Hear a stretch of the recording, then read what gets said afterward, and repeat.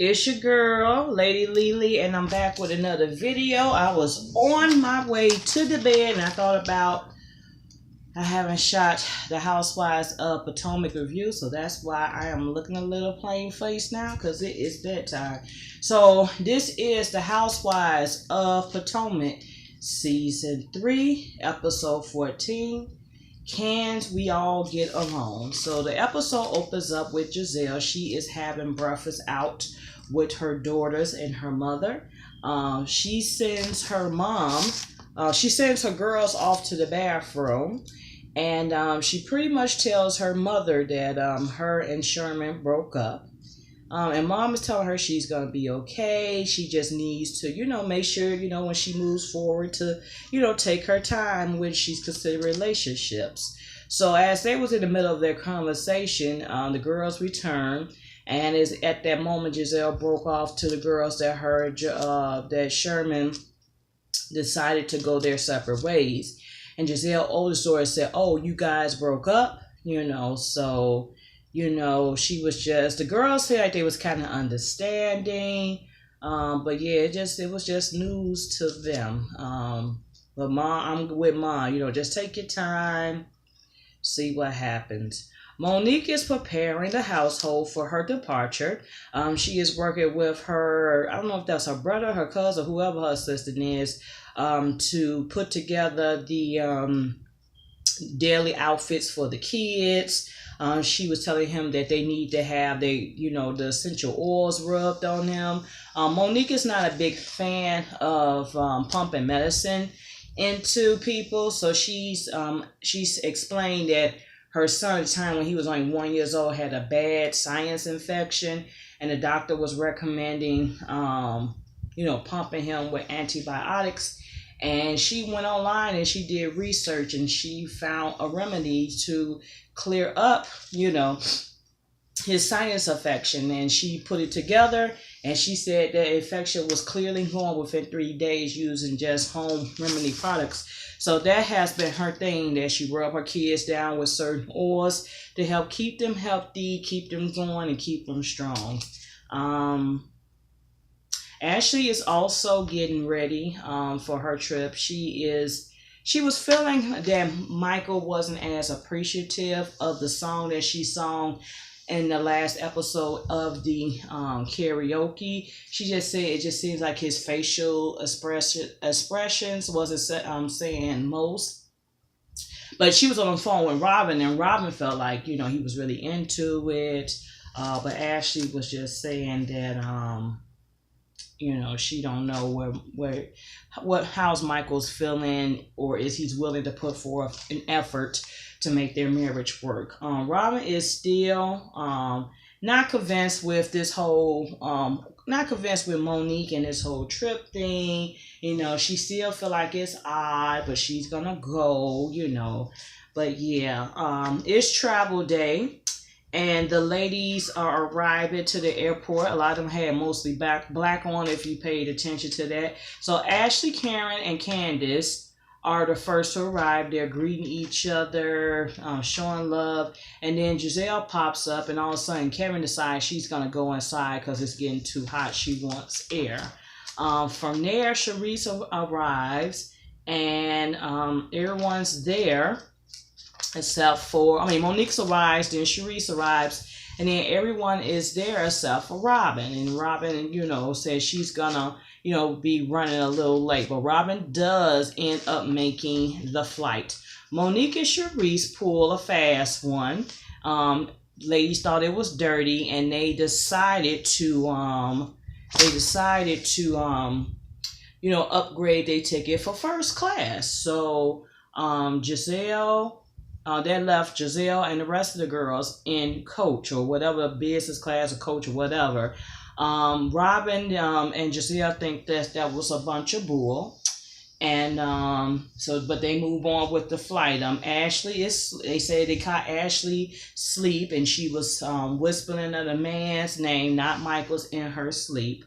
The producers asked Monique and Charisse what they're talking about.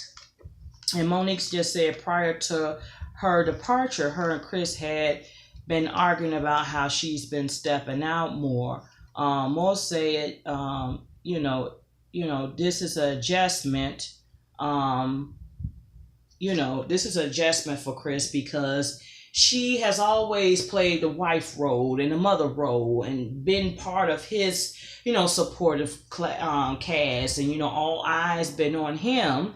And she was having that conversation with Sharice because Sharice, was married to Eddie Jordan, who was a coach, and understand the sports, being a wife of an athlete or a professional sports coach, so she will understand, but it's an adjustment. That's the issue. Is there is an adjustment issue between the roles are starting to reverse a little. Chris' name is still known. He's doing great things, but now Monique is stepping out of stepping into more of a limelight. She's popular within this show. She's doing her not for lazy moms thing. So her brand is growing. And the problem is, I believe Chris feels that it's going to pull Monique away. And Monique, she said she's just going to make adjustments to make it all work. So, yeah, her and Chris had a big blow up prior to her departure. And she said it kind of, they had an argument and it kind of went unsettled because she was off for her trip. So, yeah. That was interesting. So the ladies arrived after 9 hours, and Monique has ordered 2 helicopters. She said that it would be more convenient for them to take a helicopter and see the sights and sounds of the town versus taking a 45-minute driving shuttle. They can get to Kane's friends from the airport in 7 minutes. So they took off and separated into the helicopters, which were cool. The views and the sights of Canes look amazing. Like they was just showing the atmosphere and the scenery, and it was just simply beautiful. The ladies arrived to the hotel. They all received their own individual bouquet of flowers.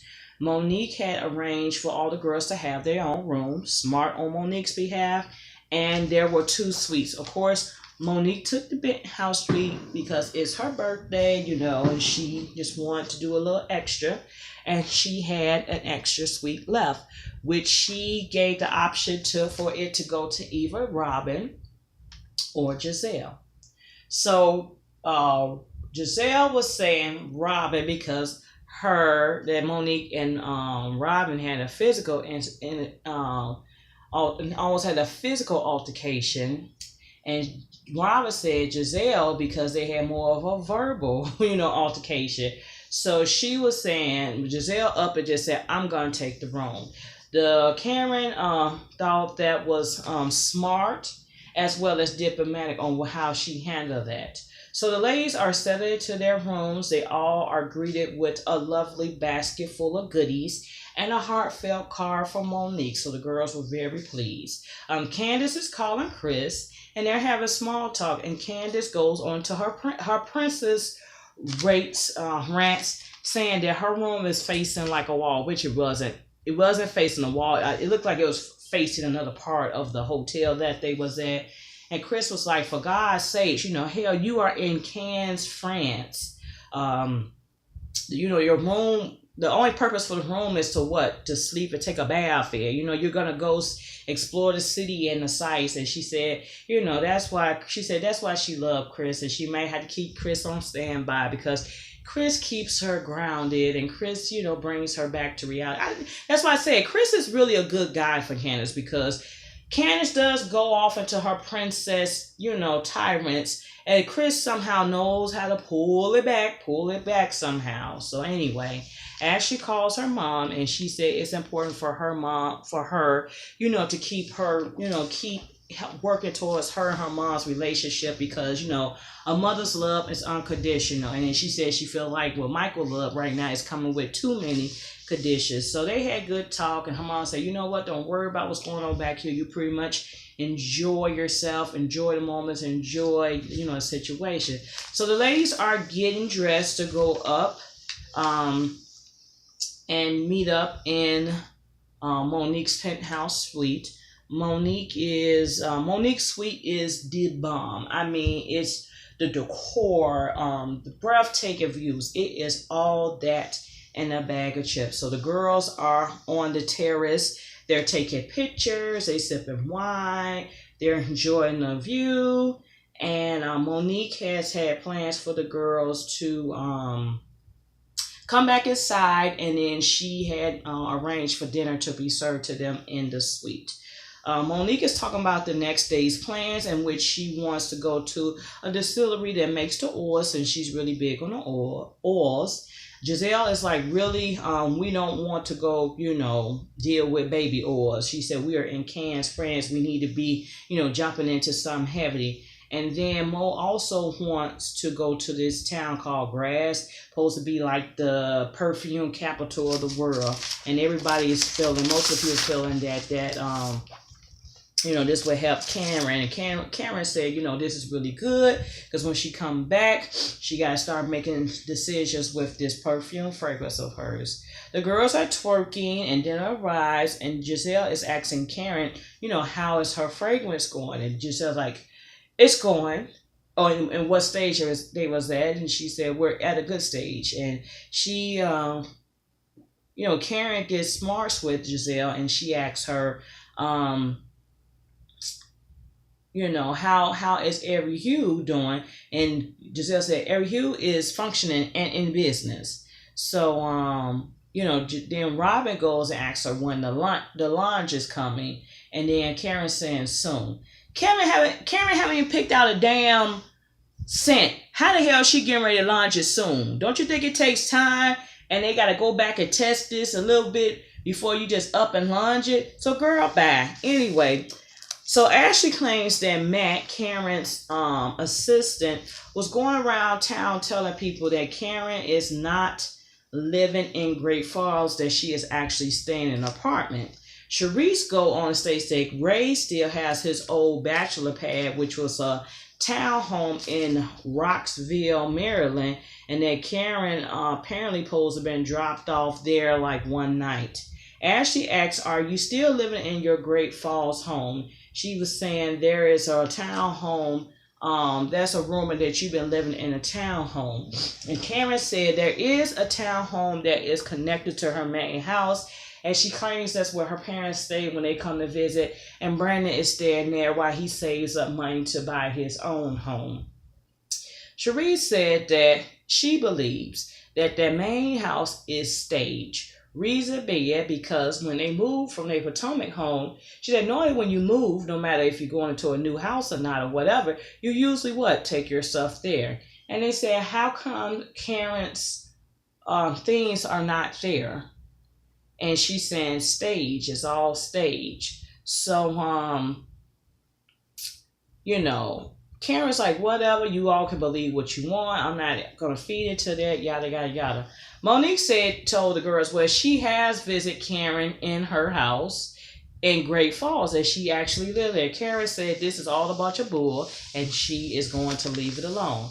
Giselle asked Monique why Giselle asked Monique why did she break from the group and went into first class. Monique stated that it was her birthday and she had a rough birthday weekend, and that, first of all, if it's her birthday, she deserved an upgrade, and she had a rough birthday weekend. And she said that was, her and Chris had an argument. It didn't get settled before she left. And that was just her time for her and to decompress from it. And, Sharice agreed to go in there with her into first class, and they was just, talking through the situation. Apparently, Chris is a sport athlete, and he's not used to the role reversal of Monique, and I talked about this just a little while ago. He's not used to the role reversal of Monique stepping to the light. Giselle actually could relate and sympathize with Monique because her being a first lady to a well-known pastor, it's like they try. She said men in power usually are used to being catered to and being looked upon, and all of a sudden, you start getting some shine, it becomes a problem. Monique said She just is concerned because she never had an argument with Chris that never been settled. So Candace was trying to add, and they, everybody's going around. They can relate to her because most of them been married to athletes or high price, men in high power positions. So the ladies, I felt like the ladies were sympathizing with Monique and trying to, be on Monique's side. So Candace tries to add her 2 cents about her, Chris, and Monique and Giselle just start laughing. And Candace said that it's Giselle as being a hater, and she finds it funny how Monique and Giselle don't even barely talk to each other, don't acknowledge each other, but they can find a laugh at her talk. The ladies was like, Candace was telling them pretty much, what happened with her and Chris that night. They got into it, and the ladies was like, you are like a princess. You demasculated him. You turned him into your personal assistant. And Cherie said, kept calling her princess, and Candace was really not feeling that. That ends the night, and it goes to day 2 on France. The girls are up. They're getting ready for the day. They all arrive in the lobby, and all the girls got on stylish shoes, which range from boots to heels, then also the gym shoes. Then all of a sudden you see Karen's shoes, and Karen got like some regular gym shoes that came out of Kohl's or something. Giselle said, Karen has on her CVS sneakers, but the CVS really sells sneakers. Then Giselle said, I'm sure Karen wants to spend a lot of time in the perfume, capital. Robin is missing, and according to Giselle, she needs more time, and she is encouraging the girls to go ahead and go on. And then Giselle says she would just wait for her. Charisse is saying like, well, how much more time she needs, and why we could just sit and wait and all go together. And Charisse is like, no, I know y'all on a time crunch, and we'll just catch up with you all later. So Charisse is just saying like, okay, we're all, it's the first activity, and they're already separated.